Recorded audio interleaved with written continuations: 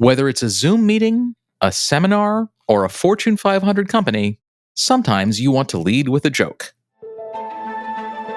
Great leaders tend to be vulnerable leaders. I think that humor can be such a great tool to unlock vulnerability. Humor is this really powerful way to get very serious things done. When individuals are asked to do a presentation and they integrate a humorous testimonial or quote into it, they are seen as about 37% higher in status. World Reimagined with Gautam Mukunda, a leadership podcast for a changing world, an original podcast from Nasdaq. Don't ask, will this make me sound funny? Instead, ask, how will this make other people feel?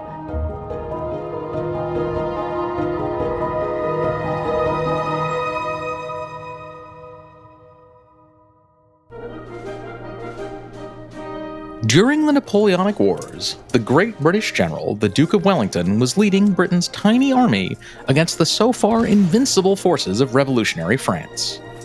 He found himself in a tough spot when he received what we'd normally think of as good news. Reinforcements were on their way. However, in those days, British officers had to purchase their commissions. They literally had to pay to be promoted, and the higher up they went in the army, the more those promotions would cost. This had predictable effects on the quality of the officer corps. So when the Duke saw the high-ranking officers who were riding to his rescue, he was notably underwhelmed. He wrote back to his superiors in Britain, "When the enemy sees these names, I only hope that he trembles as I do." He wasn't trying to make anybody laugh. He was making a point. But the joke he used to do so was memorable enough that we still chuckle about it 2 centuries later. Humor has been proven time and again to be one of the most psychologically helpful ways of dealing with hard truths. The benefits of laughter are myriad and well established, but on top of that, it's just fun. And yet, while we have a whole cottage industry of awards for the people, movies, TV shows, and Broadway musicals that make us smile, the current relationship between jokes and leadership is tenuous at best. So why don't we see work as a place to be funny? And how can leaders bring their teams together by making them laugh? One of the things that we have found with our students, but also even the executives we work with, is that it isn't actually about being funny. Naomi Bagdonas and Jennifer Aaker are a lecturer and the General Atlantic professor, respectively, at Stanford's Graduate School of Business. They're also the authors of Humor, Seriously, which is subtitled, Why Humor is a Secret Weapon in Business and Life, and then, parenthetically, and How Anyone Can Harness It, Even You. In other words, it's a very serious text about being funny.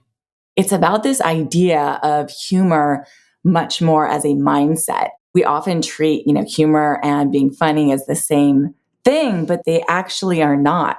And this is important for a couple different reasons, but one of them is just when leaders use humor, it can be incredibly powerful. But when you try to be funny, it can be almost the worst. There's nothing really worse than trying to be funny. So we talk a lot about this idea of how do you bring about humor and levity in work and life.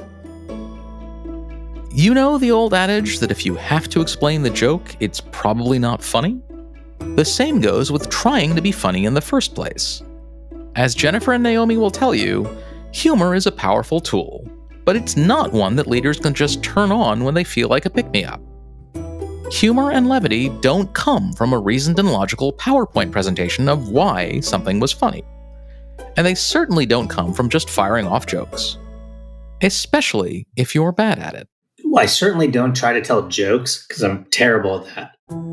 Joey Zwillinger is the co-founder and CEO of Allbirds and a self-professed big fan of Naomi and Jen. The 3 of them have even collaborated in the past, despite Joey's somewhat tongue-in-cheek inability to land a punchline. I would dispel that as the definition quite quickly, but I think what Jennifer's saying is right in the sense that it's much more about keeping perspective in my mind. And so I think a lot of the work that we're doing is quite serious, and the outcomes that we're trying to achieve is quite serious. And so, how do you keep perspective and make sure people just have the context that this is still life. And the fact that we're trying to do serious work and trying to do really big things and ambitious things, you still need to have the context of where you are as a human being. And you can create such a nice sense of calm using humor by just maybe pointing out the obvious of what a current situation is and how we fit in this world as a little speck on a big planet. And that perspective, I think, is the same thing as saying that humor is a mindset. And so I would agree with that really it's about being able to bounce from the serious to the existential and make sure that the context is abundantly clear for everyone that we're just humans here. I love that. I'll just add on to Joe, you mentioned a sense of calm and perspective. And I think what people don't necessarily think of when they think of humor at work is we sort of inherently understand that laughing feels good, that it relaxes us, but we don't think about the neuroscience that's going on behind the scenes. So we know that, for example, when we laugh, we lower our brain's release of cortisol. So this makes us feel calmer. It expands our minds and makes us more able to make connections that we wouldn't have otherwise. We release endorphins. So we get that sort of energizing hit that also, by the way, makes us better able to bounce back from setbacks and less paralyzed by our own failures. And we release hormones that make us feel more bonded and more connected with other people. And so humor is a way to shorten the distance between two people. And there's an incredible amount of research underlying this. But one study, for example, found that strangers who laugh before having a conversation versus strangers who don't laugh before a conversation end up disclosing about 30% more personal information about themselves. And so it breaks down this facade that we have, and especially a facade that we often bring with us to work, that we think we need to show up a certain way. Laughing together actually is a really powerful way to not just calm us down and give us perspective, but to also help us bring more of our real selves to work. And also, you live longer. Okay, so this podcast has already paid for itself.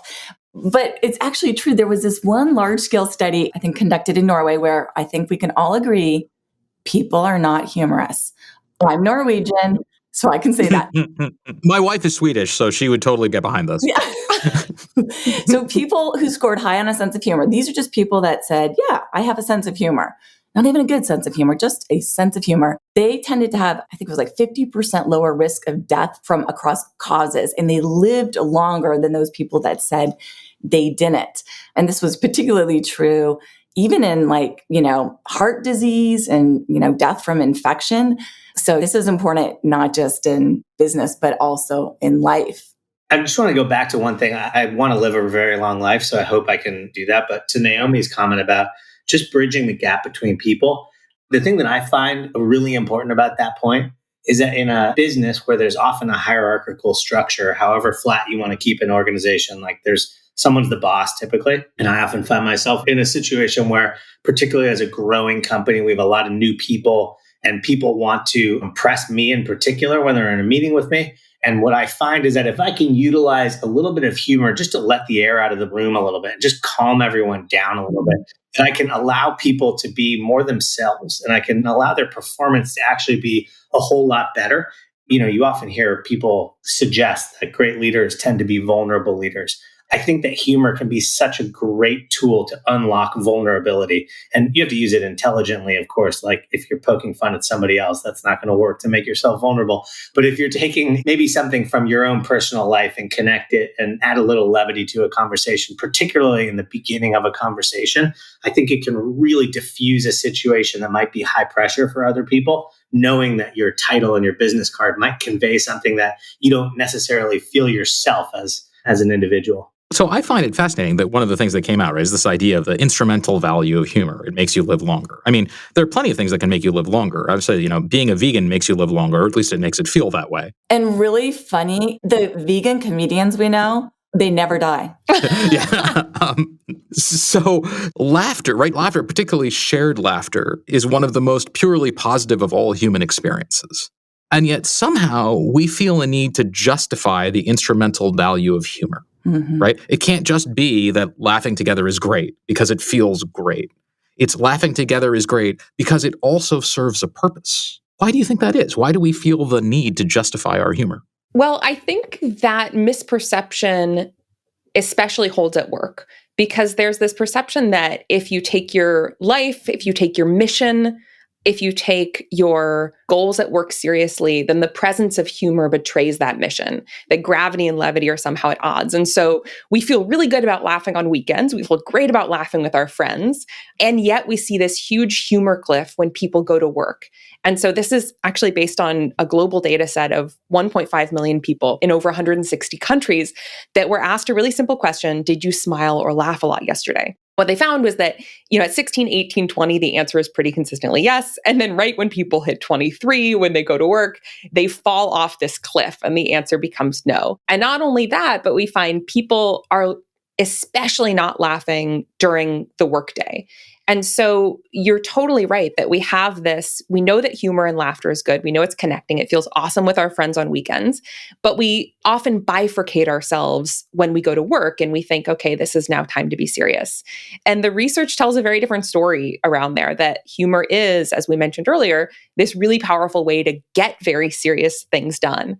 So I think part of it is upending this sort of deeply ingrained cultural corporate belief that humor and seriousness are at odds. And then the second thing is upending this belief that Jennifer mentioned, that this is about being funny. And Joey mentioned this too, right? I don't think about being funny. I think about creating a culture where joy can come more easily, where we can feel more like ourselves, where we can speak truths that might be harder to speak, where we can break down the status barrier and get things done.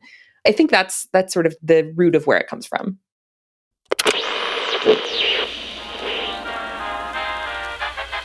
In the years following World War II, Bing Crosby was arguably the biggest star on Earth. And in 1947, he tasked an electrical engineer named Jack Mullen with overhauling his entire career. Crosby was tired of recording 2 live shows a night, and Mullen had discovered an amazing new device during his time with the US Army in Frankfurt: a magnetic tape recorder that captured sound with an absolutely unprecedented level of fidelity. This let Bing record his entire show before it aired. And it wasn't long before he and his producers were messing with the order of sketches, cutting any flubs out of his delivery, and, of course, adding and subtracting audience reactions as they saw fit. In other words, Jack Mullen and Bing Crosby had just inadvertently invented the laugh track. This practice of piping laughter into broadcasts quickly became commonplace, but not everyone was in on the joke. A number of people, including its accidental progenitor Jack Mullen, derided the laugh track, and famed actor David Niven called it the single greatest affront to public intelligence I know. Nevertheless, it caught on, and when later test audiences were shown the same clips, with and without these canned sound effects, they regularly preferred the version with the laughs. Bottom line, one of the easiest things to do when you want to make someone else laugh is to laugh yourself. Naomi referenced the finding where when people laugh together, our cortisol decreases. So it does make us feel calmer. And then when we feel calmer, certainly we know emotions are contagious. We know that relaxes others. Also really like the way Joey described it. When he can show that he's not taking himself so seriously, that empowers others to do the same. There's this great phrase we like to share in the class, which is that humor is one of the best antidotes to arrogance.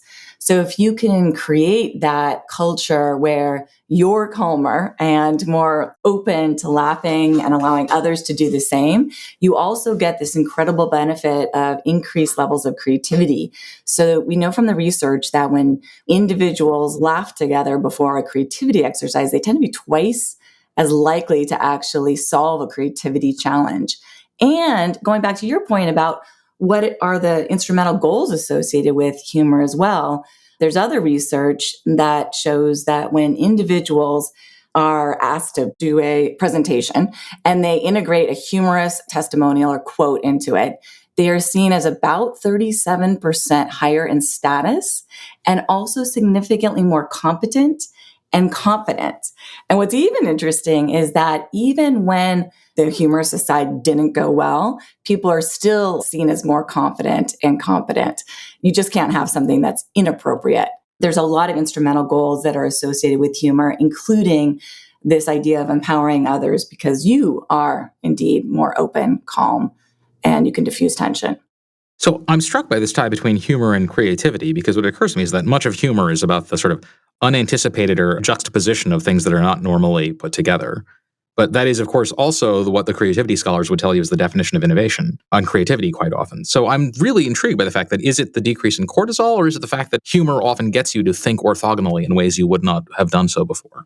I would go back to something we talked about earlier, which is if there's less pressure in a room and people feel like they can be their authentic self, they're going to do more creative work and they're going to have better output. They're not going to have fear of reprisal for saying the wrong thing, which inevitably is going to lead to a more rich conversation with diverse ideas put forward. I think it can create this environment where people can be their best. Yeah. I'll bring in a nerdy social scientific explanation here, which is, so social scientists explain laughter by something called incongruity resolution theory. So it's basically, as far as our brains are concerned, humor comes from the incongruity between what we expect and what actually happens. And so you're absolutely right that creativity and humor are inextricably linked, because it's looking at what is expected. It's breaking that mold of expectation and thinking differently that creates both innovation and also humor. A political opponent once accused Abraham Lincoln of being two-faced. The 16th president quickly replied, "If I had another face, do you think I'd wear this one?" Honest Abe, in addition to being one of the greatest politicians and greatest leaders of all time, was famous for his quick wit and his love of laughter. And not just any laughs either. According to people who knew him, Abraham Lincoln, the serious guy on the $5 bill, the author of the Gettysburg Address, the savior of the Union, was a huge fan of dirty jokes. Tragically, not many of Lincoln's bawdy stories are known today, because the people who heard them consistently wrote that they heard the president say the funniest thing the other day, and they could not, under any circumstances, repeat it. Frankly, the ones that survive are not only dodgy for 19th century newspapers, but for 21st century podcasts as well. Lincoln's love of a naughty chuckle poses an interesting question for modern leaders, though. How do they bring people together for a laugh while making sure everyone is in on the joke? I think the observation is right, first of all. I don't think it's a new context, but I do think there's a heightened level of awareness that divisive humor is not necessarily the right kind of humor to be using, particularly in a setting where you're in a leadership role for an organization, and particularly in an organization that's really values driven and purpose first. So I would say that it's having your own mindfulness around that context and making sure that you're utilizing humor in a way that is empowering. And oftentimes the easiest way to do that is to kind of poke fun at yourself sometimes. And I often find that that tends to be the most disarming and the quick path to vulnerability, which can unlock so much greatness in a group dynamic. So I do think that that is important. I would also say that the over political correctness is sometimes really destructive. And so while I try to be extraordinarily mindful, I don't just take whatever the new in vogue term or in vogue view is on any specific topic and then adopt it as my own immediately, because I think that that can come off as sounding very saccharine. So there's just a balance between that, and it is a really significant challenge. And if you're deliberately utilizing humor to lead in a particular way, I think you also need to be deliberate about the words you choose. Yes, I love that. So there are three reasons, I think, core reasons why we see people fail when it comes to humor. And by the way, this is totally outside of just this moment that we find ourselves in, although it is amplified in this moment. So number one is the bounds of appropriateness are constantly shifting. If you look at SNL 10 years ago versus SNL now, this will become viscerally apparent. And so the cardinal rule that we share with our students and execs is, if you are thinking of saying something humorous, don't ask, will this make me sound funny? Instead, ask, how will this make other people feel? And to recognize that the goal isn't to get a laugh, it's to warm up the room and make people feel more at ease. And so that can often help you tap into this sort of aspect of cultural appropriateness for this moment. The second reason that this is hard is, as you rise in relative status, your playing field shifts. So Joey made a great point about really focusing on empowering others and poking fun at yourself. So self-deprecation is this really interesting form of humor where when you're at high status levels, it's incredibly power enhancing. When you're at low status levels, that's where you have to be a little bit careful not to over-index on it because people will view it as genuine insecurity. But yeah, Joey's right. When you're high status, self-deprecation is super powerful. And then the third reason is the more status you gain, the harder it is to stay calibrated because people are laughing not necessarily because you're funny, but because you're the boss. So to illustrate, there's this great study that behavioral scientists did where they took this joke. Now I'm going to tell you the joke and brace yourself because it's not good. The joke is 2 muffins are baking in an oven. One of the muffins yells, "Wow, it's hot in here." And the other muffin replies, "Holy cow, a talking muffin." Okay, so this is like a grade A dad joke, right? Well, so what social scientists did was they had people come into the lab, and for half of them, they said the person, that you're about to meet is a peer of yours. And then for the other half, they said the person that you're about to meet is, super high status. They're very important, all this, all this stuff. And what they found was that in the peer group, crickets. Everyone is like, okay, that was not, a couple of sort of sad laughs. But in the other group, pretty much the entire room erupted in laughter. And so what this means is, as we rise in status, we have to become really aware that our barometer of appropriateness is super wonky and oftentimes inaccurate. And so for this one, we tell the execs we work with, have a set of trusted testers. And if you use humor, or if you're thinking of using humor, ask them, hey, how do you think this could land poorly? Or how do you think this could offend? Rather than asking, do you think this is funny? Ask to try and get out what are some of the things that your barometer is not going to pick up on. Yeah, I'll one up you there and just say that if you get it wrong, which I've done multiple times, because if you don't take some kind of risk in this stuff, that you're probably going to have a hard time actually creating the levity that you're trying to do. And that's not jokes, but it's even in just self-deprecation. I think you can have unintended consequences because it casts a shadow on what other people might be feeling themselves. I've gone out and just either written an email to a group and apologized for something that I said. And I think that's okay. And I think it's okay to take responsibility, and people actually believe you're even more authentic in the event that you could actually own up to something that you don't think landed well or have your own sensitivity to. And why leave doubt and assumption out there? Just close the loop and take ownership over it. A key factor in letting humor take root is acknowledging when something you said wasn't funny. But what about when there's very little humor in your workplace to begin with? I asked Joey how someone should deal with that situation. I would say that they should probably leave. In seriousness now, I guess it's easy for me to say, being from a more entrepreneurial background and in the position that I am today. But I think that every individual has the ability to create the culture. And, you might not have the high levity place of work, but there's opportunities to infuse it everywhere. And if you look for those opportunities, I think you as an individual can create the culture in a way that's quite meaningful and reshape it. And I always think of a culture of a company as a little amoeba. And I like that analogy because, you can poke the side of an amoeba and the whole blob kind of moves around a little bit. And each individual has the ability to make a change on the culture, just like a finger poking the side of an amoeba. I think using humor and infusing it in ways, and the points that Jennifer and Naomi are making around self-awareness and understanding your type of humor that you use, and also just reading the room and using EQ to make sure that when you're delivering this stuff that it's done thoughtfully. But I think it's absolutely critical, no matter how important the kind of work is that you're doing. You point to running the free world. We're not quite doing work maybe that important here at Allbirds, but we are working on something that we think is deadly serious in climate change. And everything that we do on a daily basis is with a group of people that are focused on making shoes that are way better than what the competition is making from an environmental perspective, and particularly around climate change.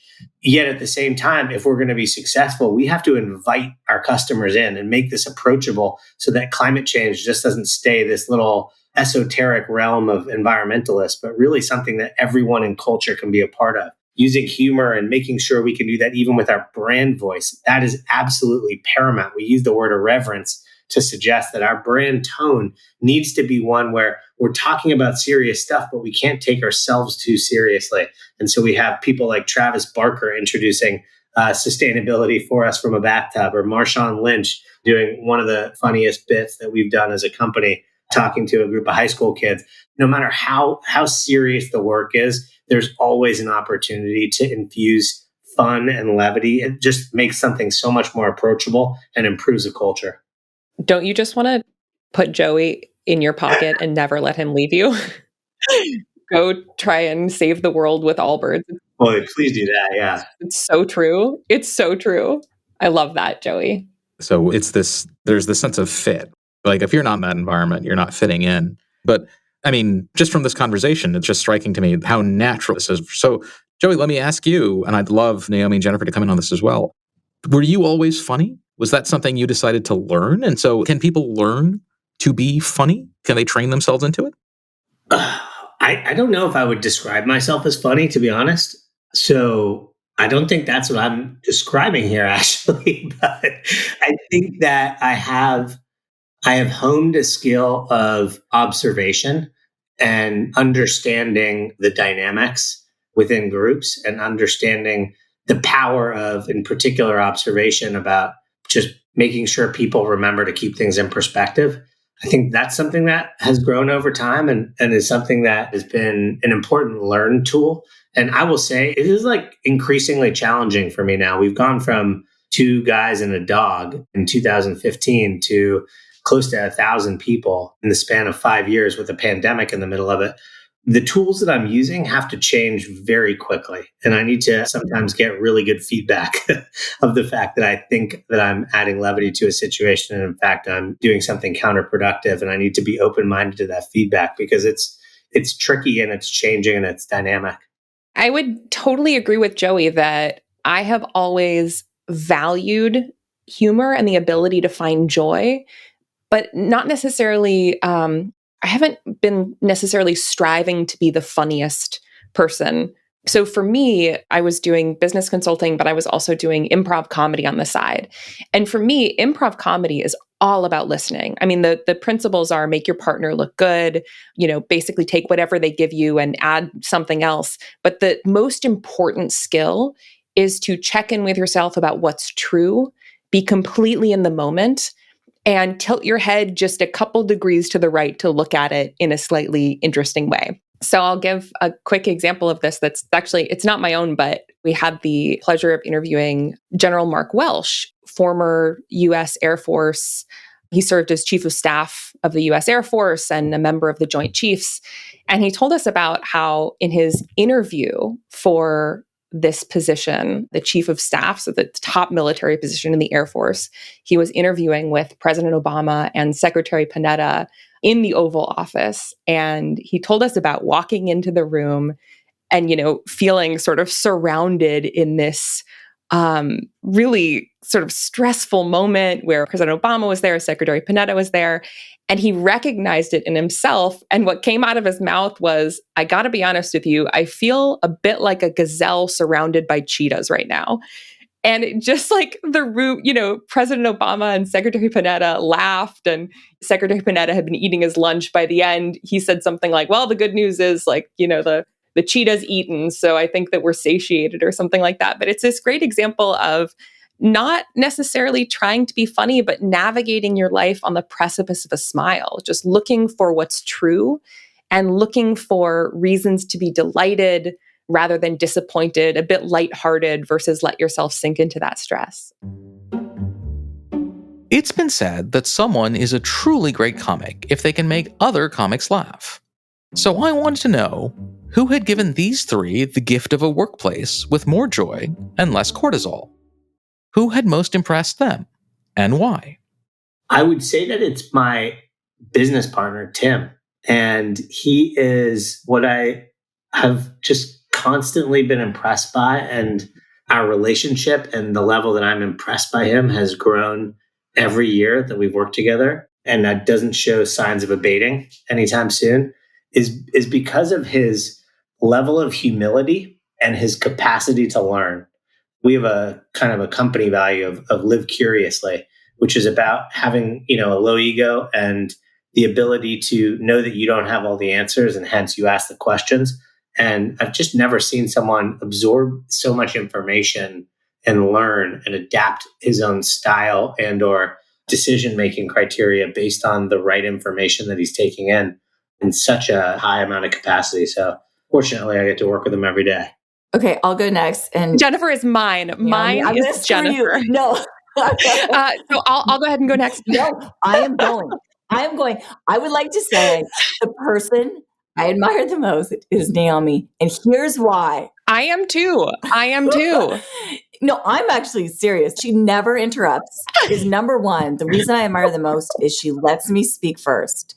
Number one reason I admire her. What you're saying, Joey, is so great. And the fact that you do, have those 3 words in there in your career, who you admire the most. I am every day overwhelmed with awe around Naomi. She's a closet academic. She loves data. She's an incredible experienced designer. She lifts people up relentlessly, and she's able to just be just a phenomenal partner. You should see what she does with our students. They leave our class. We just got our ratings back yesterday, and they were like 4.9 out of 5. And it has so much to do with the ability to transform, and Naomi does that. Oh, who do you think, Naomi?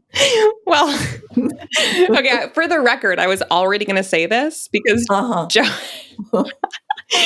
Joey was, but it's so true. I feel incredibly lucky that we took on this partnership. I didn't really understand until we went on this journey. We started this journey like a decade ago that it is sort of like a marriage. And, I don't know that we knew that necessarily we were signing up for that, but I'm super grateful. Jennifer along this journey was like steadfast that we were going to live by these principles at every step of the way. And even though I have more of an improv background and humor sort of has always been really important to me, I also tend to get really mired in the seriousness of what we're doing. And Jennifer just relentlessly, like no matter what hard thing came our way, if we got an email that was bad news or if we got turned down by something or other, she would call me and be like, okay, we're going to laugh about this in a year. So we're going to laugh about it right now. And we would just go through every detail of what had just happened. And we would force ourselves to do what we call a levity reframe, which is take something that is hard or bad and reframe it. And so it's been not just inspiring to see that, but also inspiring to see how she's built a family around these principles and designed experiences for her family that will be totally, completely miserable in the moment, but great, funny stories later. After my kids have therapy.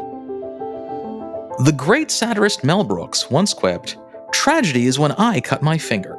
Comedy is when you walk into an open sewer and die." And as funny and ever so slightly dark as that joke may be, there's a wisdom to it too. All leaders have a myriad of serious issues that demand their attention every day. Do they need to be addressed for the team to succeed? Absolutely. But is it just as important to keep these in perspective and see them in context for what they are? 100%. These are the paper cuts. The things that need care and attention, but can't take up too much bandwidth, or nothing will ever get done. Then there's the big picture, the things all leaders are tasked with safeguarding, including the well-being of their teams, of their organizations, and of the planet on which we all live. These tasks could have any one of us in a ball on the floor if we took in their full magnitude at once. So maybe it's better to come at them sideways.